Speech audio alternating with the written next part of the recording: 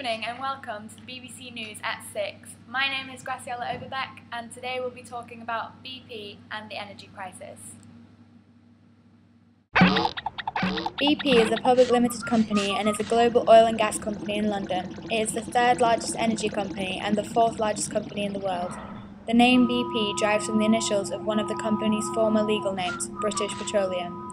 BP has been involved in a number of environmental, safety and political controversies during its history, employing over 80,000 people and operating in over 100 countries worldwide. BP operates petrochemical business around the world through retail brands such as BP Express, BP Connect, BP Travel, AM/PM. BP strong brand loyalty for oil, strong management driven by Beyond Petrol slogan. Increase in petrol prices in the UK, explosion of BP in Texas that caused 100 injuries and 15 deaths in 2005. Launch of more flexible prices policy to compete main rivals. Investment in the research of alternative fuel methods, including hydrogen, natural gas, wind and solar. Extension of oil and gas acquisitions in North Sea area. Environmentally unsound policies due to oil and toxic spills.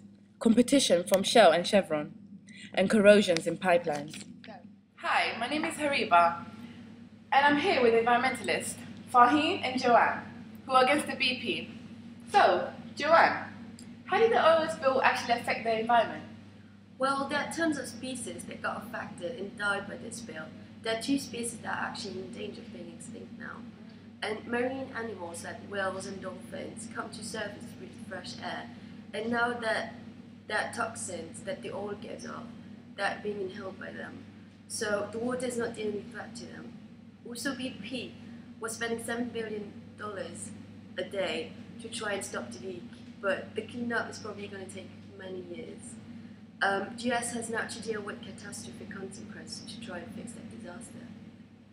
Wow, that's really shocking, but thank you for that. Can I ask you one more question, please? Yeah, sure. What actually caused the massive spill? Well, it was actually a methane bubble that escaped from the well and shot up the drill column, which then expanded really promptly through several of the main seals. That's why the explosion happened. And BP knew this could have happened, but they just took the risk. Because at any given time, they could have hit that gas. And with all that gas, it was nearly a miracle that everyone wasn't killed at that time. Really a miracle. Shocking, shocking. Thank you very much. And Fahim, hi. Hi. How are you today? I'm fine. So Fahim, have you got any recommendations for BP?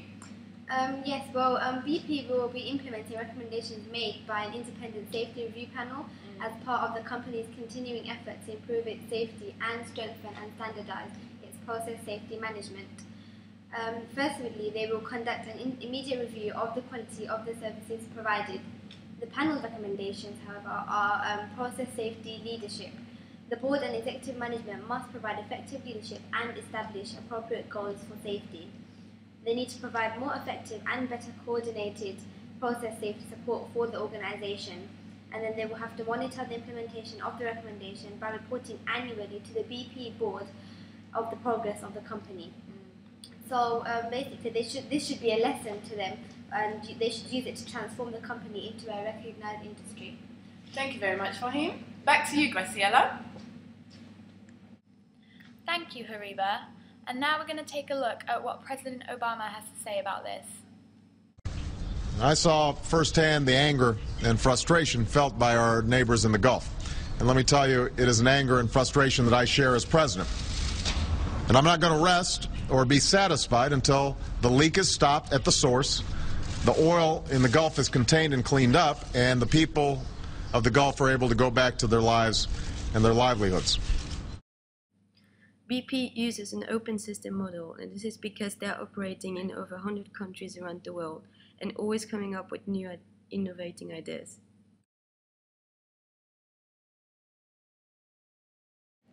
Porter's five forces. The main issues for BP are bargaining power of buyers, brand loyalty, which increases the power of customers, bargaining power of suppliers, which is limited amount of supplier approval from government, which increases bargaining power, the threat of new entrants such as Shell and Chevron, the threat of substitute products or services such as alternative energy like solar power.